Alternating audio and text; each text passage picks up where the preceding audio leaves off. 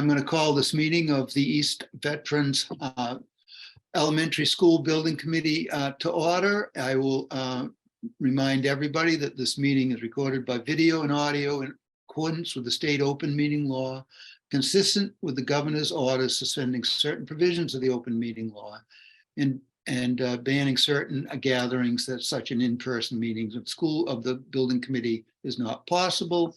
This meeting will be conducted by remote participation. The public may not physically attend the meeting, but every effort will be made to allow the public to view and listen to the meeting in real time and participate when necessary. That being said, Chris, could we have a roll call for attendance? Yes, Jonathan Pope, Here.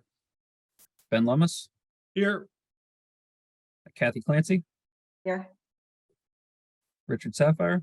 Here. Thank you. Matt Fusco. Here. Thank you. Amy Pasquarella, I don't believe she's here. Grant Harris. Here. Thank you. John Dunn, I don't believe he's in. Gary Frisch. Here. Thank you. Kathleen Eunice. Here. Thank you. Tony Gross, I don't think is here. And Stacy Capone. Here. Thank you. So we have 9 members in attendance, which is a quorum, and we are having this special meeting for the purpose of approving some purchase orders so that we can get the furniture delivered in a timely manner so that we can start school in a timely manner. That's pretty much it. It shouldn't be a long meeting. So that being said, I'm going to hand it over. There is no minutes to approve. There's no invoices to approve. So we'll hand it over to Brian to introduce the purchase order.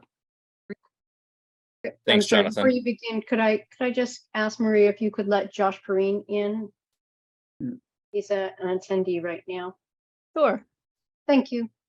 And Chris, you just note that Tony Gross has arrived. Yes. So, yeah, let's take a look at, I guess, the overview for this. So when we put together the budget for the furniture, we increased the amount from what the MSBA typically reimburses on these projects, because we knew that the furniture, you know, the costs have gone up and the reimbursement from the MSBA really hasn't kept up with that. So we already knew that the numbers would be higher than that and that there would be some costs that would not be reimbursable within the budget. So we put those numbers together. Then we went through the furniture selection process. You'll probably remember, I think it was 1 or 2 meetings ago, Josh kind of walked us through all the selections that had been made, understanding the process and how we arrived at those particular choices. And as we went through the process, we were cost conscious.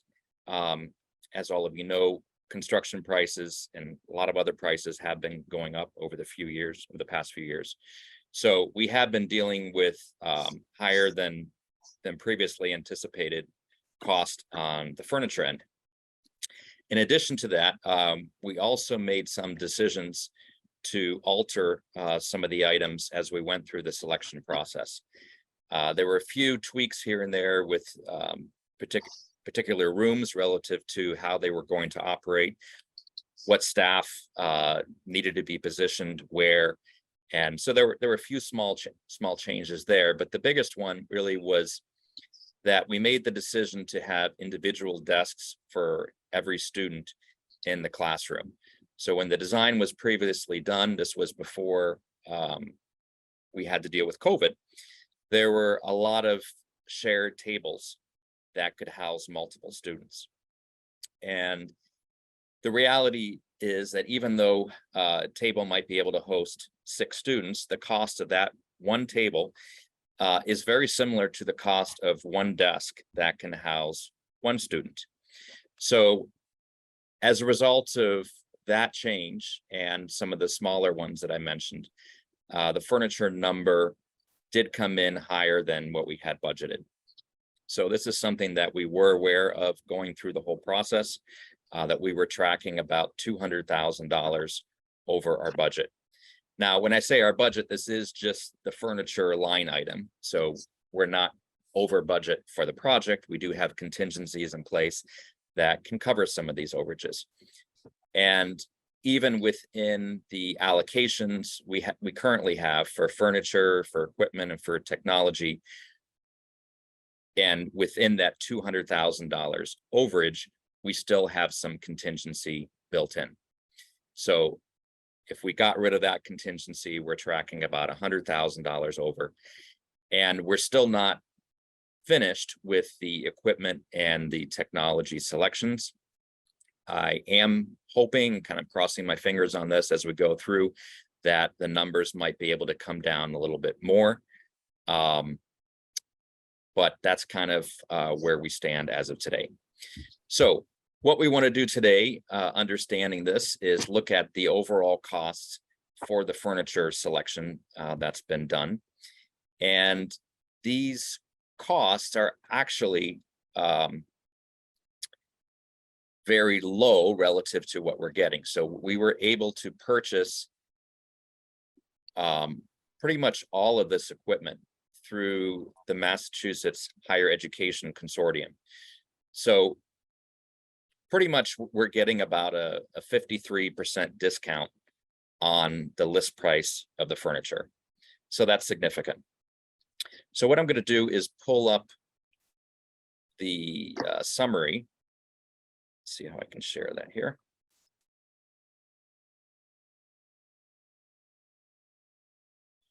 Okay, can you see my screen now? Yes. Okay. So this is what we're here to approve. So you can see on the left, you have the vendor, then the individual manufacturers. So those are the actual furniture manufacturers, but we're buying them kind of through one vendor that can procure all of them, what the individual costs are. And then you can see here the contract that we're purchasing this under and what it is. So the first purchase order would be for Red Thread for these items listed here, a lot of tables, desks, chairs, so forth, getting them to the site. Some of the furniture needs to be assembled, so there's some install included with that as well. And that first purchase order would be $473,328.18. The next one would be for WB Mason. Here we have some, some more of the admin furnishings, and then also the student chairs were purchased under here. Some shelving, some areas for the nurses station. That total purchase order would be for $162,569.30. Moving on down here, we have one for Wenger for $23,805.88. It's for most of the music equipment. And then we have Tucker Library Interiors for $78,107.63. So the grand total of that is $737,810.99. Now we do have some additional furnishings that are going to be purchased out of the technology budget. So that's because even though these are furnishing items, they really relate to the function of the technology.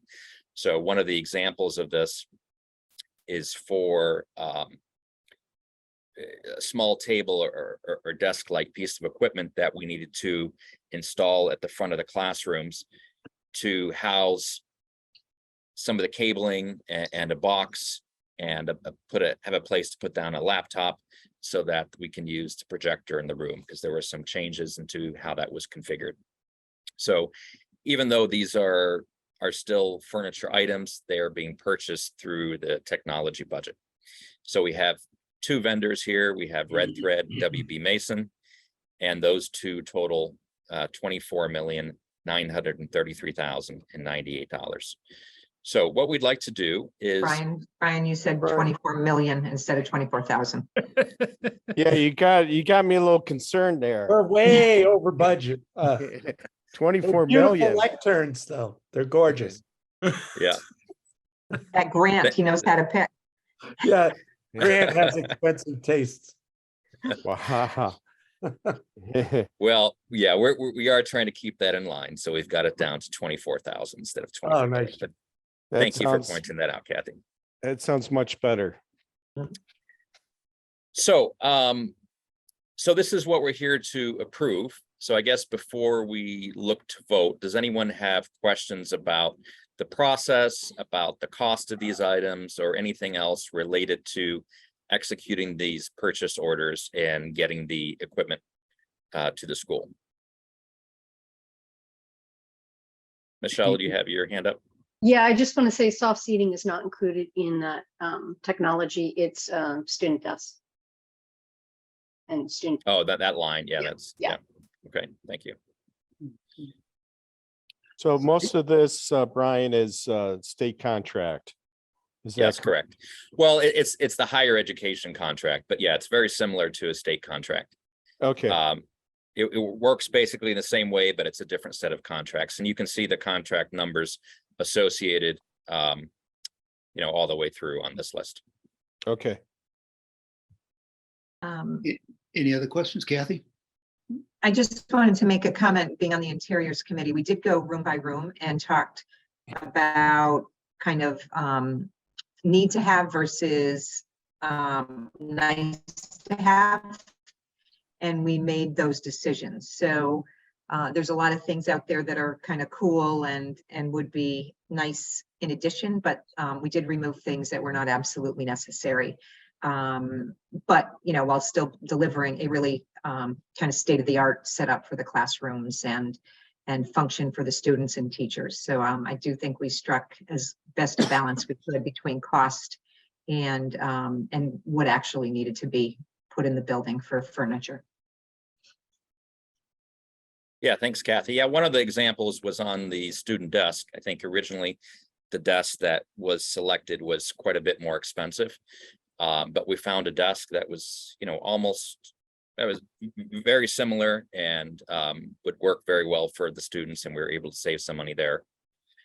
But, this is a very important part of the school. Obviously, this tremendously has an impact on the day-to-day operations. Everyone needs a home, it's not something that you can just cut out a huge part of it, but we were very cost conscientious as we went through. Brian, you may have said this, but just to reiterate, is that the reason why you were over budget was because of the inflation in furniture, or what is the reason? Yeah, so as I mentioned in the beginning, there are a few reasons. A significant one is that the costs have gone up overall, so that pushed the numbers up.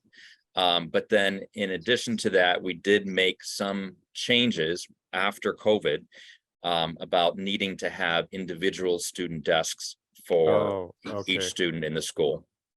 Okay. And then I can also point out when we went through the value engineering, we also reallocated the bookshelves into the furniture budget. And even though that saved money overall on the cost, it pushed up the cost for the furniture line item. Got it. So I would say those are the three primary reasons. Anything else? I have a question. I just want to go back to that technology piece. I don't think anything in the red thread bucket was supposed to be in the technology bucket. So I think that looks like a double dip on that line. I'm sorry. Do you want to show that screen again? I'm sorry, you want me to share the screen? Well, was I think before? that whole red thread line item that was on your screen, it was only the WB Mason items that go into the technology bucket.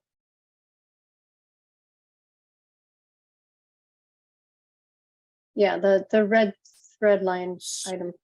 Yeah, so this is for the red thread is for it's for that desk that we had to add at the front of the classroom as part of the technology program. Remember, we were Right. looking at. Right, so it's only the desk, like where it says chair, soft seating, all of that line item is supposed to be. Yeah, I think when Josh put that together, he used the same tag, but that's, Yes, exactly. I just Yeah. wanted to correct that, and we'll correct it for the final record as well. yeah, Thank you. it doesn't affect the purchase order or the amount or anything, but the Right. comment was a little bit off. So we have 1, 2, 3, 4, 5, 6. 6 purchase orders altogether.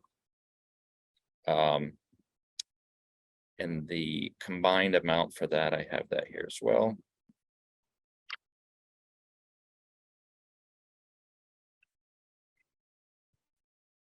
Just pops up always when I don't want it. So the combined amount would be $762,745.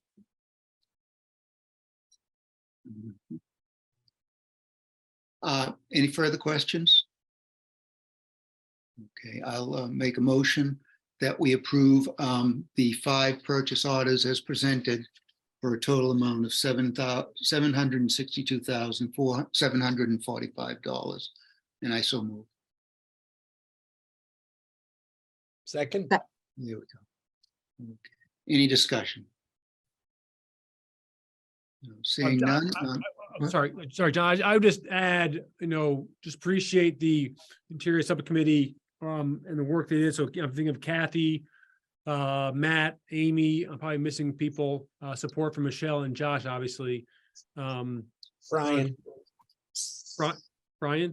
Brian was there for most of Yep. those two. For working through this, putting a lot of time, you're seeing the results of a lot of work, a lot of meetings, a lot of, input from staff and also from students. I mean, I was in a couple of meetings where we had students sit on chairs and get their input. And so it was we're going through it pretty quickly here because so much work has been done and done well. But appreciate the thoughtfulness in it and also appreciate that we got input from a lot of staff and a bunch of students as well. So thank you to the team for doing that. Yeah, thanks for bringing that up, Ben. I'm sorry, I'm just kind of focusing on the financial part, but it's so important to talk about those other things as well. Because as we went through the selection process, Josh arranged to have samples brought to both schools so that the current staff there could sit on it, try it out, see what worked and what didn't work, and narrow down the selection to have good furniture that's going to suit this new school very well for years to come. Okay. Any further discussion? I'm just curious at what point we're going to not have to use file cabinets anymore. We're going to be able to store Yeah. everything electronically.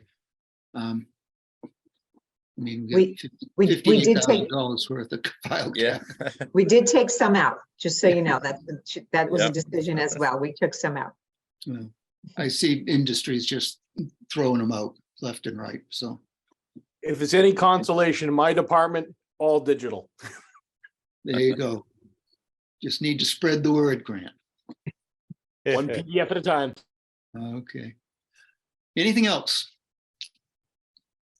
Okay, Chris, can we have a roll call vote? Yes. Jonathan Pope. Yes. Thank you. Ben Lummis. Yes. Thank you. Kathy Clancy. Yes, Thank you. Richard Sapphire. Yes. Thank you. Matt Fusco. Yes. Thank you. Grant Harris. Yes. Thank you. Gary Frisch. Yes. Thank you. Kathleen Eunice. Yes. Thank you. Tony Gross. Yes. Thank you. And Stacy Capone. Yes. Thank you. All right, it passes unanimously. Thank you very much. Is there anything else that we want to bring up before we adjourn? I just wanted to remind everyone, we do have a school building committee meeting next week. And we're also going to be having some purchase orders for technology very soon. I don't have the exact date today. I know the pricing was coming in as of Friday. So we're trying to get that wrapped up as soon as possible. And we do have a city council visit scheduled at the site for March 27th. And I think we also wanted to set a date for the school building committee and the school committee to come out. I don't know if that's something we wanted to talk about as some potential dates or, Kathy, you want to just set something up with Brian? Sure, sure. Yeah, I'd we like don't to need to- maybe yeah. suggest a Monday, given that Mondays are probably, Monday or Tuesdays is safer. So well, I can deal with Brian on that. Okay, great. that's it. Okay, anything else? There was supposed to be an announcement about the open meeting law. Did anybody hear about that? Tony? Was that- The governor, the new governor was You going mean a to, change in the state requirements or yeah, allowances? yeah, I haven't heard anything, but okay. So nothing has changed. We're still. That's in April anyway. Yeah, oh, okay. Right around the corner. Okay, thank you very much. I'll make a motion to adjourn. Second, Second. Chris, can we have a roll call vote? Jonathan Pope, Yes, thank you. Ben Lummis, yes. thank you. Kathy Clancy, Yes? thank you. Richard Sapphire, Yes. thank you. Matt Fusco, Yes. thank you. Grant Harris, yes. thank you. Gary Frisch, Yes. thank you. Kathleen Eunice, thank you. Tony Gross, Yes. thank you. And Stacy Capone, Yes. thank you. all right. Thank you very much. This meeting is adjourned and we'll see Bye-bye. you soon. Have a good night. And Thank you. thanks, Bye, Bye. everyone. thanks everybody for showing up. Appreciate it. You. Good night. Good turnout. Good night.